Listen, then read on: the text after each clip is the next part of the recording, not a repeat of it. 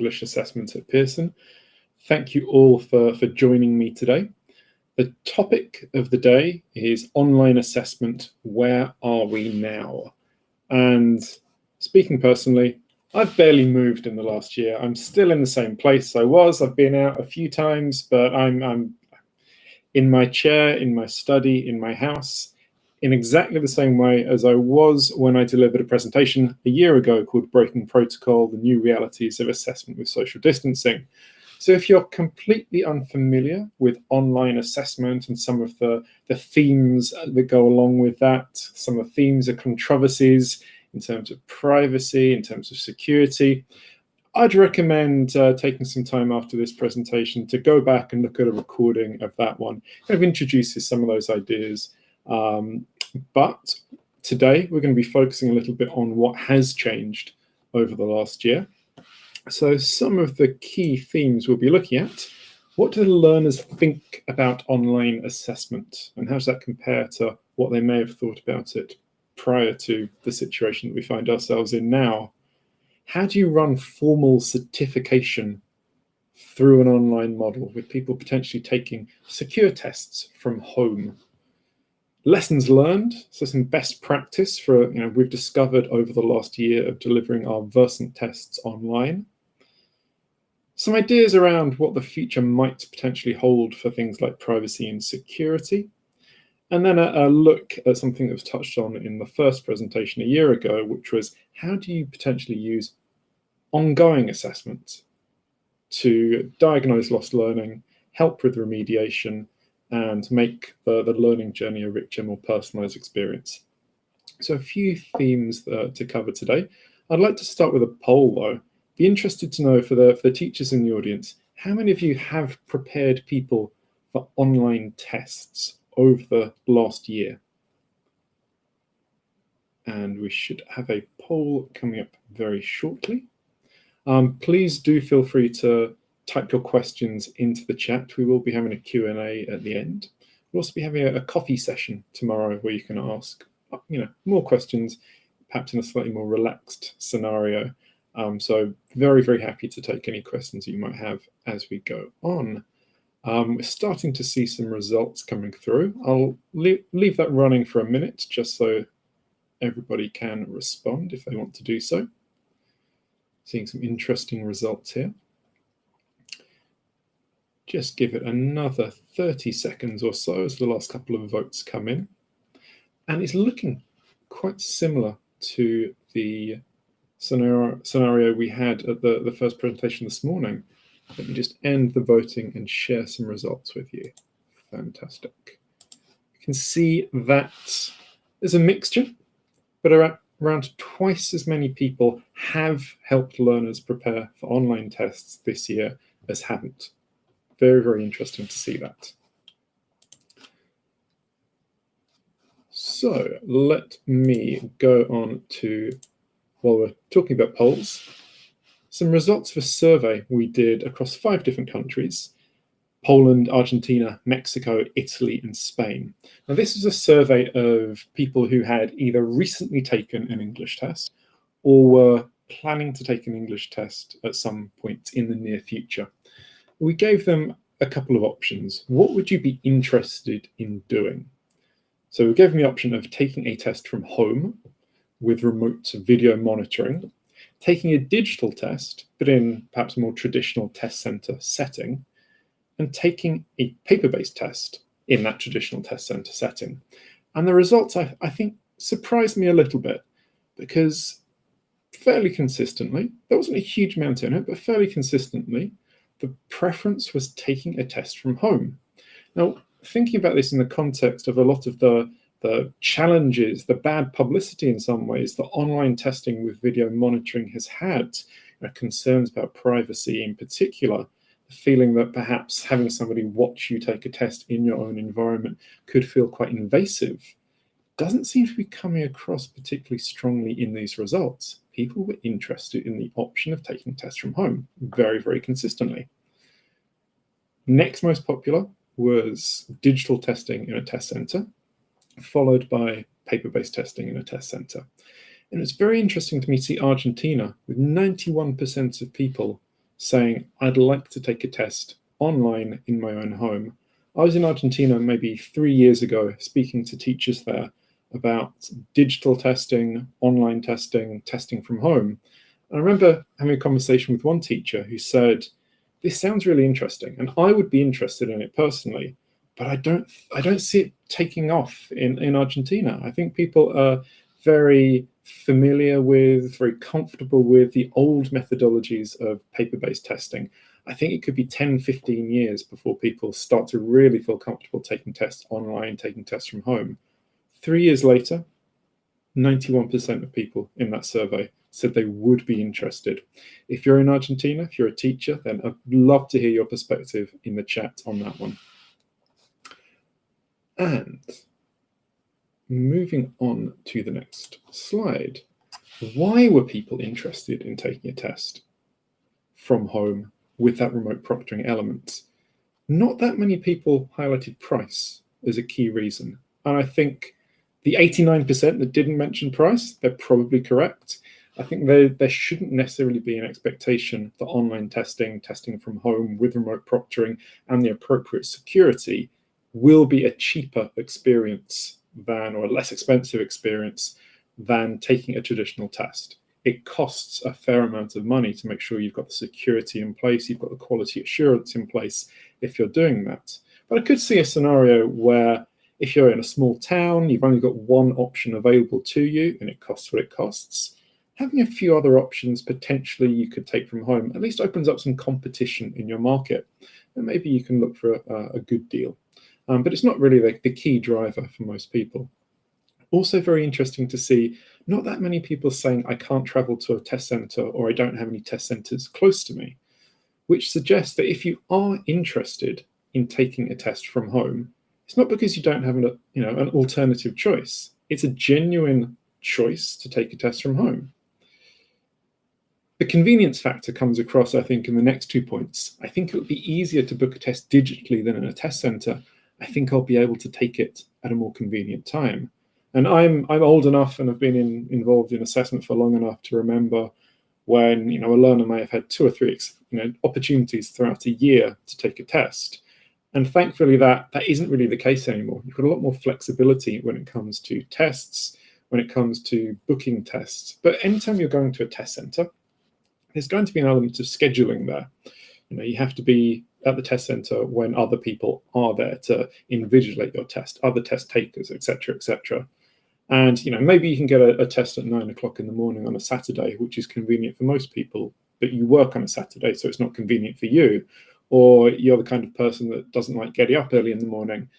So yeah, the idea that you can take a test, you can schedule it flexibly at a time that suits you, I think could be quite compelling for a lot of people.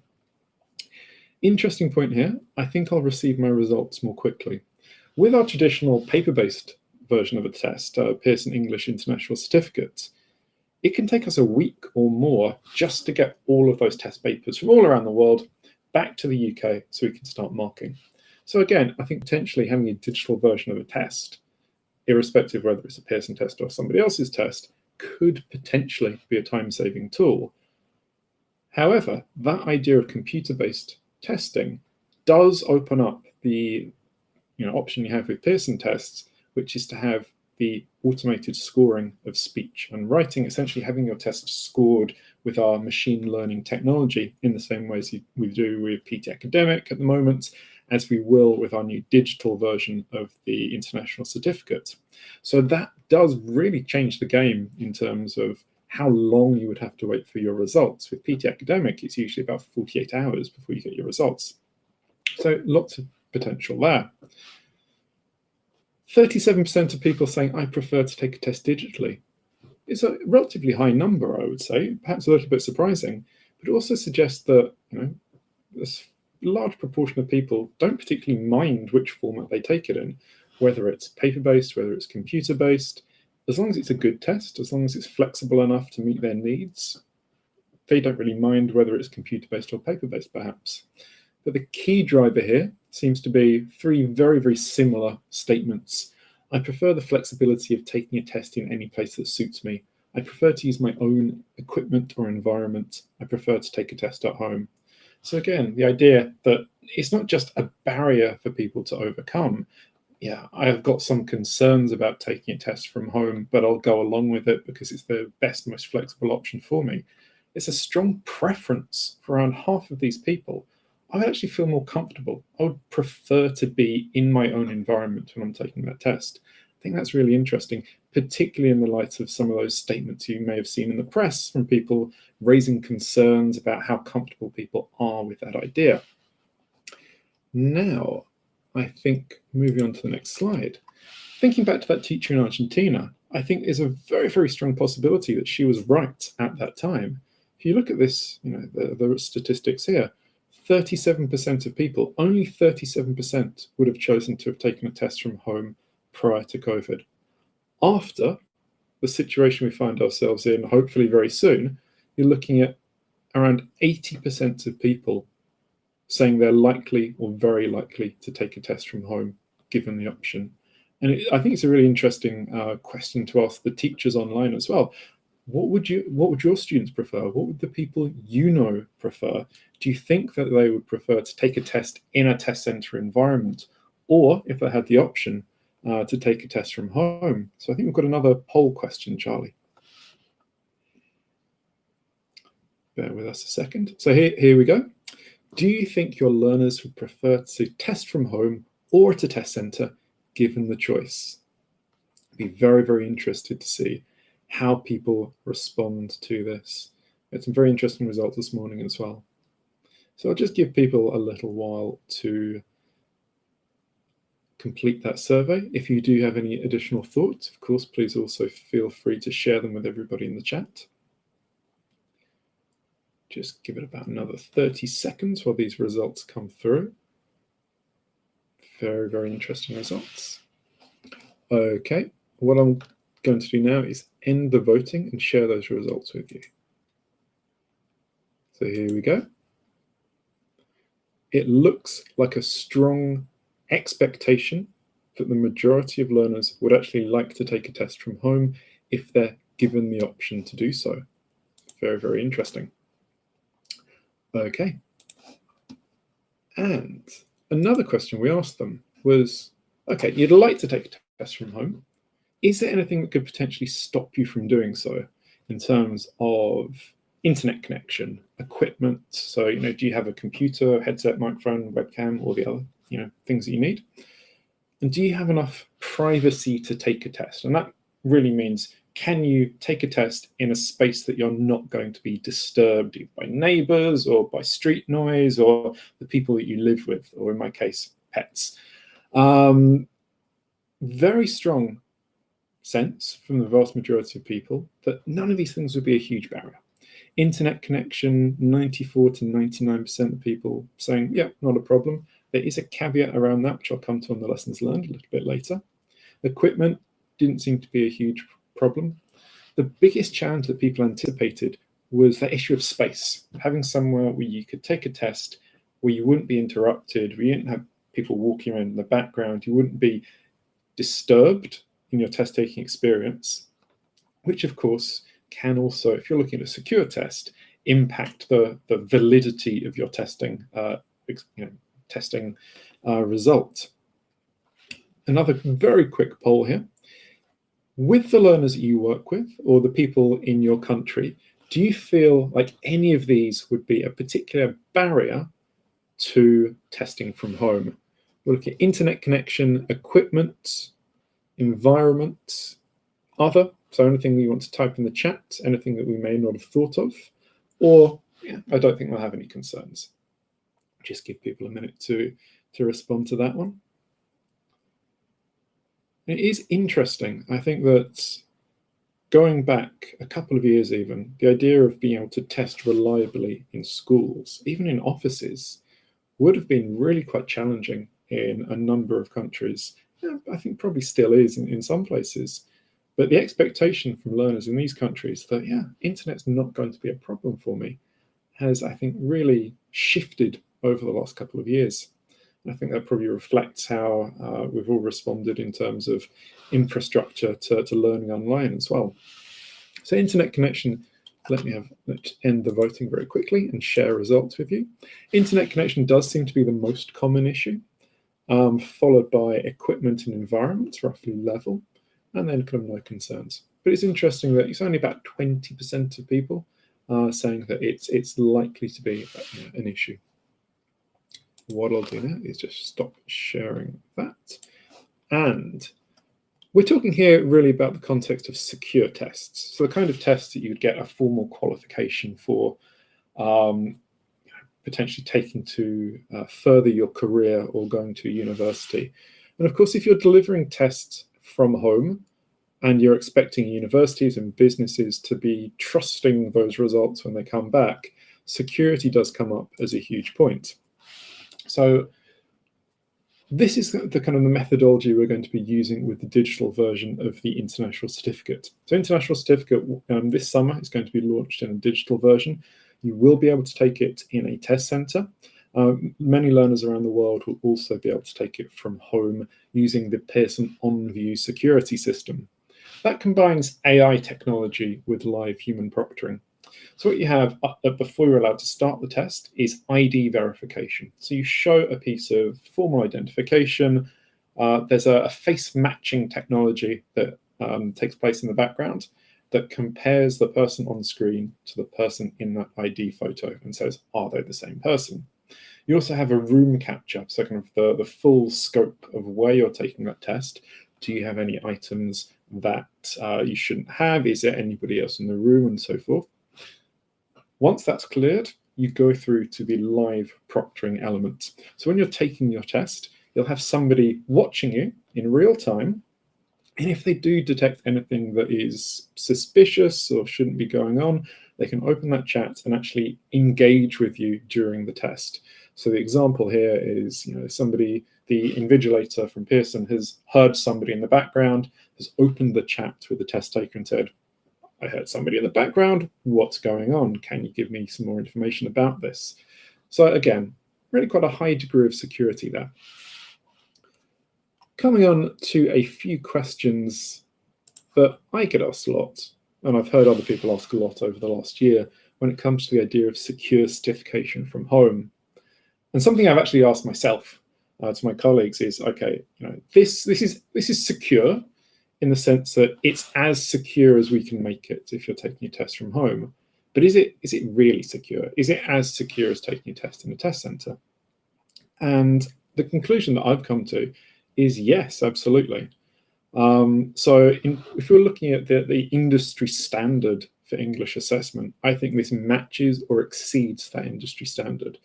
You can maybe take a look at something like PT Academic, which is taken entirely on Pearson premises. You have palm vein scanning, you have CCTV cameras, you have to leave all your belongings in a locker, all that kind of thing. That to me is beyond industry standard. That's over and above what people would normally expect when it comes to English assessments. But that's not how most English tests around the world are taken.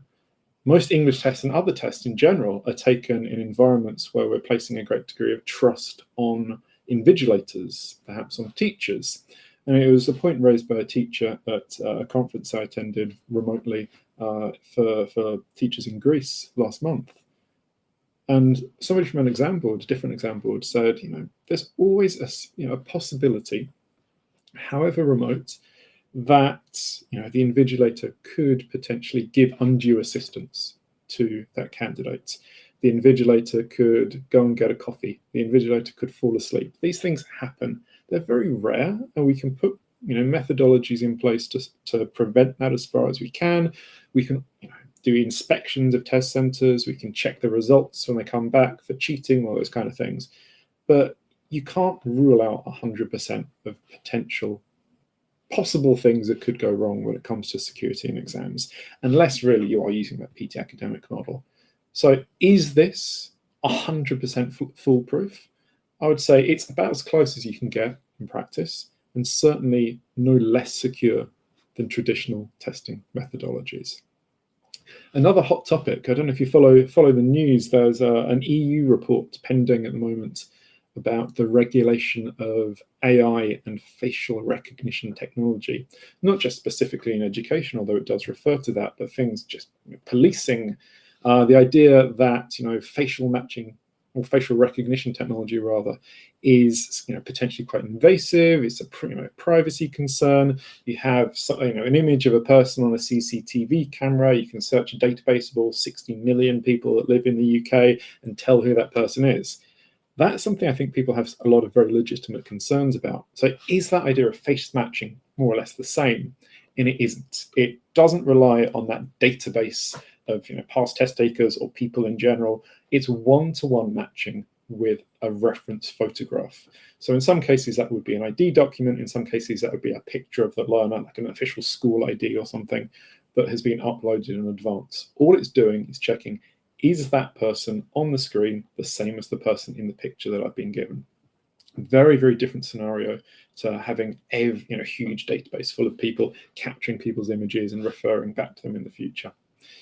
Another interesting question I get asked a lot is, does this mean the end of traditional test centres? I don't think it does.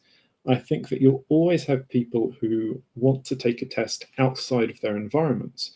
Sometimes it's because they don't have the right environment to take a test. Sometimes they just feel more comfortable if they know that, let's say there's a problem with their computer, they can just put their hand up and say, can I move to a different workstation? And somebody will help them out with that.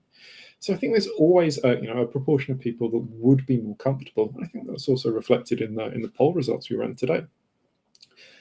I also don't think that paper-based testing is going away anytime soon. And I know that some people disagree with that.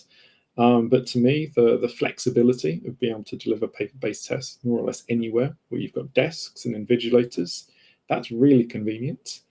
And the ability to test very large numbers of people at the same time is really convenient as well. So I still think there's a role for paper-based testing. I think you probably have some people that prefer to take tests on paper as well.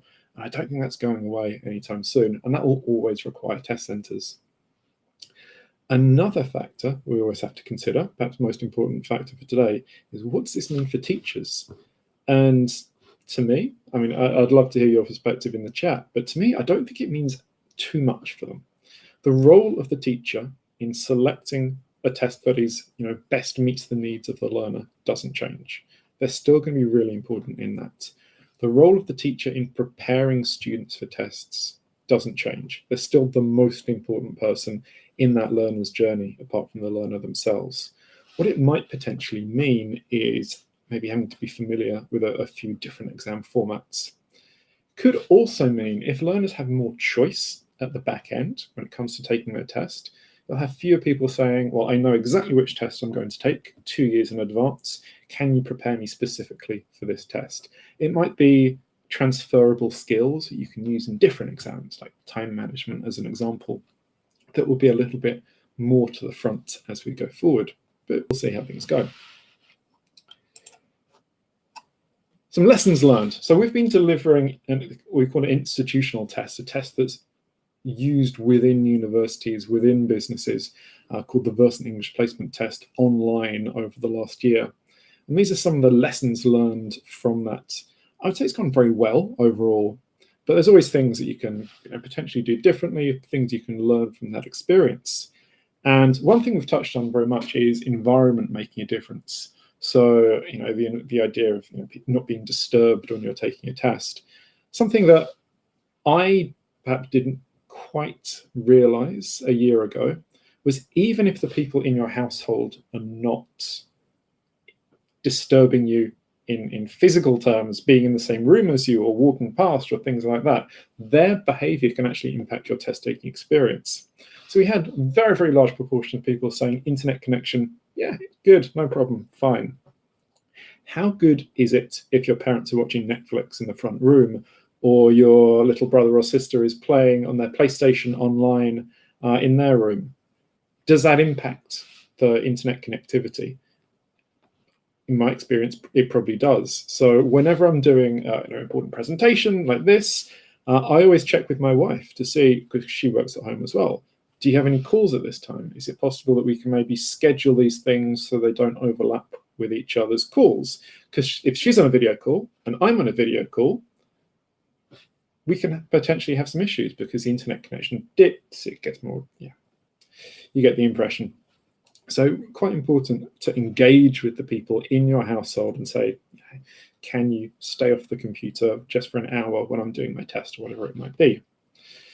I'm terrible at checking things in advance. Headsets, cameras, I always leave it to the last minute. So don't be like me. I think that's one of the key things. Make sure everything works at least a day in advance. Another thing that I think people sometimes overlook is administration rights on your computer. So if you're using a work computer or a school computer, potentially you can't download any software unless you've got the administrator's permission to do that. So if I'm using a Pearson laptop, I can't take a test that requires a downloadable element. So again, one of these things to figure out in advance. Real-time support helps if possible, with the huge caveat that teachers are teachers. Teachers are not IT support professionals. Ideally have somebody who knows what they're doing to help learners if they get into trouble, in the very rare cases that they do. But again, kind of work with the exam provider to make sure that everybody knows what they're doing. Test familiarization, I think, is also really important. That's distinct to me from test preparation. So test preparation, you're focusing on skills, strategies, all those sorts of things. Test familiarization is really just looking at sample tests or practice tests and saying, okay, this is what the test looks like. This is what the timing is like, just so you don't have any avoidable mistakes when you're taking the test. And again, I think another thing that really does come across strongly is that every institution is different. So we can plan for 99% of things, but maybe your institution has the 1% of things that we can't plan for. So if you have the opportunity to pilot tests, try them out in advance before buying them, before adopting them, absolutely go for that. And that's something that Pearson very much will support you with if you're using Pearson tests. Looking a bit towards the future quickly, some things that I've heard a lot about over the last year. Could voice matching technology offer lighter touch security? I think still with that idea of video monitoring, there is that privacy element some people are a little bit concerned about, but it's also quite intensive when it comes to the bandwidth, the internet bandwidth. Could you potentially have maybe photographs of the person taking the test that match their voice to a reference sample rather than having that video? To me, I would say in terms of high stakes tests, in terms of certifications and qualifications, probably you're always going to want to have that video. But for institutional tests, if the technology can be made to work effectively within a university, within a business, I could see something happening there. Another thing I think kind of touched on a little bit with the European Union point is that digital testing is new. I would expect there to be some regulation incoming across the world when it comes to how technology is used, how data is used, how AI is used. And I think that could be something that you'll start to see governments engaging with a little bit more strongly over the next year as this does become the new normal, not just a stopgap solution. So I don't think that means a great deal in terms of the way that Pearson is doing things now, but what I would expect is other providers needing to meet the same sort of thresholds that Pearson does in terms of demonstrating how and why you're using the technology that you do, but also demonstrating that the approach you're taking is fair. And I think the theme of fairness is going to be really important, so proving fairness to all learners. Something that's come up actually again at that conference in Greece was the idea of portfolio-based qualifications replacing exams. So if you know exams can be disrupted, could you perhaps have something like a portfolio of a learner's work that they develop over the duration of their course, as you have with some academic or vocational qualifications in the UK? I think it's a really interesting idea, particularly because there are a lot of people that don't particularly get on well with exams, even if they do have an underlying degree of proficiency. They just find exams very stressful. I think it could be quite challenging when it comes to formal certification, partly because formal certification generally measures your ability at a point in time. And if you're measuring based on work that you've done halfway through the course and towards the end of your course, your proficiency is likely to change. So in some ways, it's probably fairer to check your level of proficiency at the end. You're going to get a better measure. But it's an interesting idea there, I think, that we'll probably need to explore a little bit more in the coming years.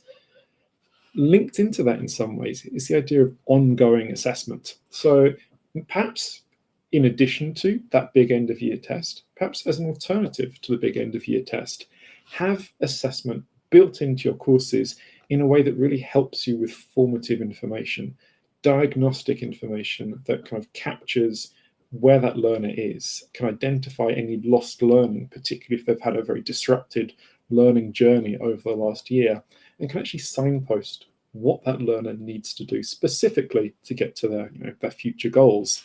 I'll just give you a brief introduction there to the Versant Professional English Test, which is a new one we've launched this year, which kind of does link into those themes very strongly. So this is what we call a benchmark test. We have general English benchmark test, young learners benchmark test, but also a professional benchmark test now. Again, the idea is it can be used as an end of year test if you want to use it in that way, but it can also potentially be used as a diagnostic test. So again, in a scenario where you may not have had a fantastic amount of contact with learners over the last year, you can perhaps imagine they've got less experience with engaging in real time with other people. So maybe their speaking skills aren't quite as strong. Maybe their written and reading skills are actually doing quite well because they have a lot of time at home with their books. Could be the case, could not be the case. You never know. Using a test that gives you that diagnostic at the start of your course can actually reveal that in a very robust way. So I'll give you a quick look at the school report. Again, what we're doing here is covering reading, writing, speaking, and listening. We're going to have an online proctored version or online monitored version this summer. It's available to use within your institutions now. You have a GSE score linked into the Common European Framework. But you have skill scores. So again, at the start of the course, you can see, okay, the speaking scores are not fantastic. That's an area I need to work on. The written scores, they're doing okay. Perhaps less focus when it comes to homework on writing. But what we're starting to do really is enabling teachers within the limitations of the resources that you have, of course, to personalize education and personalize remediation. So if you're looking at lost learning, building assessment, whether it's professional, whether it's general, whether it's young learners, in at the start, the middle, and at the end of your course, can give you a lot of really useful data to help those learners achieve their goals. And the way that we do that, of course, is through using the global scale of English and the global scale of English learning objectives. So even if you're not using any Pearson resources, not using any Pearson tests, this is a resource that you can use to target remediation, to target particular things with your learners. So I've got an example here. This is completely free to use. It's online. I've plugged in a few parameters. So the learner is between B2, middle of B2, and around B2 plus. They're a professional learner, so they're looking at workplace-based ideas and skills. They're focusing on writing. Writing is the area that you've identified as a teacher as their area of weakness. And perhaps this person is interested in computational or mathematic jobs. So you plug all these parameters into this free online system.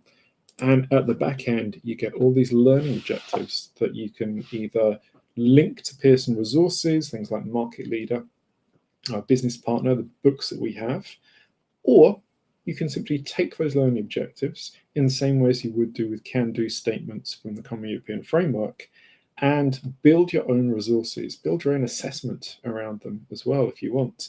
So a really powerful, robust framework to use to help you identify but also remediate that potential for lost learning. Also, I would say a great way to motivate learners if they can see progress against these learning objectives within a band of the CEFR.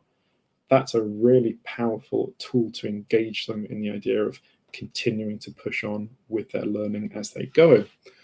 So what I will do now is very quickly remind you about that coffee session.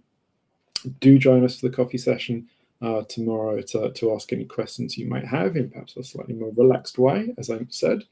But I'd be really happy to take any questions that have come up on the chat over the course of the presentation, or if you have any questions you're just thinking of now, please do plug them in. And I am going to have to rely on some of my colleagues to help me with those questions. Okay, a couple of questions coming through. Again, thank you so much for these questions and these comments. What's a good way to assess 5th grade learners? I think any assessment should be built around learning objectives that are particularly useful for that age range and that cohort. So we have within Pearson, but I think other providers probably do as well, tests that have been contextualized specifically for young learners, tests that have been contextualized for teenagers and adults, and tests that have been contextualized ultimately for a specific purpose, whether it's academic or professional English.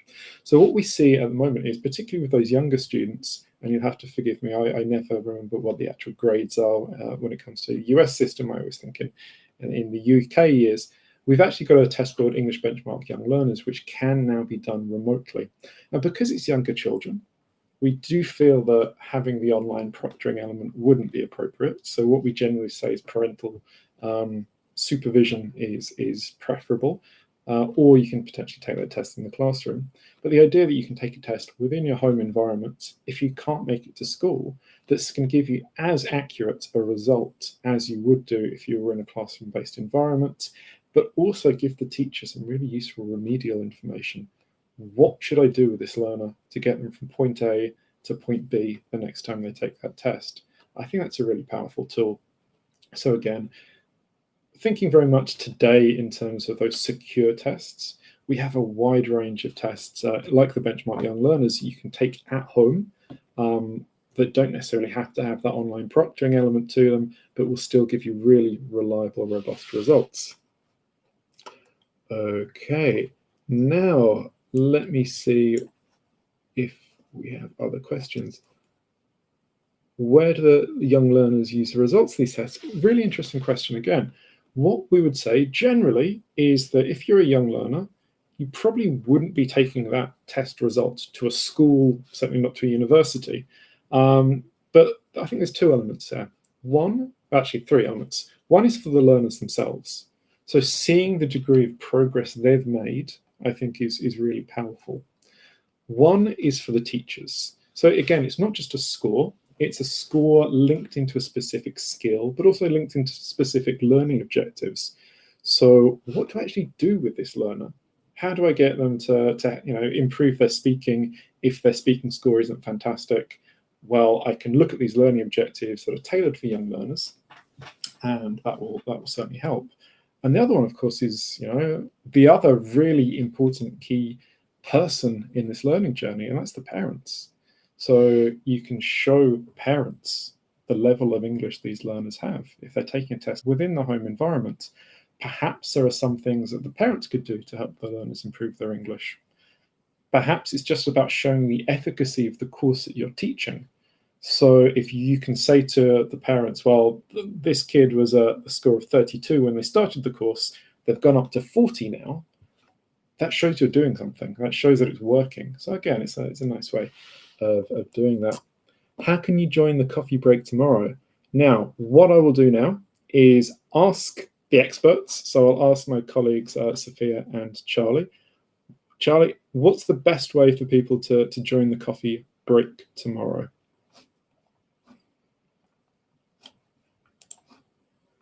I'm hoping somebody chips in. I think there should be a way to register online. So if you look at the schedule, what you'll see is different sessions that you can register for. So there's this session, other sessions, but I believe somebody's going to... Andrew, can you hear me now? Yes, can hear you, Charlie. Yes, sorry, I was speaking. We just had to wait for the microphone to turn on. So first of all, thanks for another fantastic session, Andrew. Brilliant as always, and thanks everyone else for joining us, being so engaged. So excitingly, yes, we have a coffee session with Andrew and Eleanor Pacina, which is an opportunity for you to ask more questions in a more relaxed environment. The link for that is in the chat box. Now I'm going to pin it to the top. So please register, submit a question, or come ready to ask a question, or come ready to sit and watch with a cup of coffee. So please, that's tomorrow at 11:30 BST, which is 12:30 in Europe, Central European time. It'd be great to see you there. Absolutely. A really good opportunity also to speak to my colleague Eleonora Pacina, who is the expert when it comes to the Young Learners Test and the benchmarking test in particular. Interesting question. Are there biscuits tomorrow? Unfortunately, you have to bring your own biscuits. But no, I think there's a lot that we can discuss tomorrow. So I think there's a lot of interesting topics related to this that I'd be interested to get your perspective on. I'd also say that there's questions here that I don't think we're going to get the opportunity to answer today. So please do bring them tomorrow. Also, if you'd like to have a personal response, what I'll do is I'll put my email address in the chat as well. And you can always feel free to contact me directly. Let me just double check that I've written that correctly. andrew.kahn@pearson.com. So some kind of interesting questions that are coming through. I think would be fantastic to take as an offline conversation as well. And we've had one, sorry, Andrew, there's one question that came in. Are there any mock online tests for Pearson? Absolutely. So if we're looking at something like the international certificate, the digital certificated test, we have what we call a readiness test. So that's, again, I like the idea of mock tests in some respects. I think that they're useful certainly to prepare learners for a specific test. But a mock test that actually gives you the marks and says, are you ready to go and take this test at that particular level, takes that one stage further. So we have that for the international certificates. We also have that for PT Academic. So you can basically do a practice test for PT Academic that is scored in the same way as the real PT Academic is. And you can see, do I have the level I need to meet my particular objectives? Or do I need to perhaps go and study a little bit more in a particular area before I go and take that real test? With the Versant tests and the Young Learners tests, we have sample tests, of course, as well. Again, really important that learners can see and understand the format of those tests in advance of taking them. The tests are never designed to catch people out, but if they are a little bit different to tests that people may have taken in the past, even if they're assessing the same underlying skills, just having some visibility. This is what it looks like. This is the timing, just to put your mind at rest, to put you in a good frame of mind when you're going to take that real test. Makes sense. So yeah, absolutely are available. Fab, thank you, Andrew. I haven't seen any other questions come in, so the audience, this is your sort of last chance. But just to highlight, some people are asking about certificates. These will be sent to the email address that you registered with over the next 7 days. I've got another question here. Yes, there's one more webinar today, which starts in about 17 minutes with Donatella Fitzgerald. We'll see you there. And then tomorrow we have another 5 sessions, I believe. So please head to pearson.com/English. You will see a link there to Spring Days where you can register for all of the following sessions. 2 small technical questions there. Where can we find the online mock tests? Andrew, do you know that? Yes, I mean, it varies according to which test you're looking at, but if you search for Pearson English International Certificate Readiness Test as an example, or PT Academic Scored Practice Test, you'll see them there. You also see sample tests on the Versant website. So it really does depend on which test you'd be interested in looking at, but generally just by looking at the Pearson website, you'll have the best information and the best links to where you need to go next. Fantastic. Thank you there, Andrew. So that is the second of Andrew's presentations here in Spring Days. Thanks for that. Just to confirm, he was delivering a short 20-minute coffee break tomorrow. Thank you so much, Andrew. Thank you, Charlie, for facilitating, and thank you to everybody who joined, who voted in the polls, who gave some very interesting questions and some great feedback as well. Look forward to continuing this conversation as we go forward. So if you can join us for the coffee break tomorrow, that's fantastic. If not, and there's something you'd like to discuss, as I say, andrew.kahn@pearson.com. Get in touch. Be really, really interested to hear your feedback on this new and, in my view, very exciting development in assessment. Fantastic. Thank you, and have a good rest of your day, everyone. Take care, everybody. Thank you again for joining.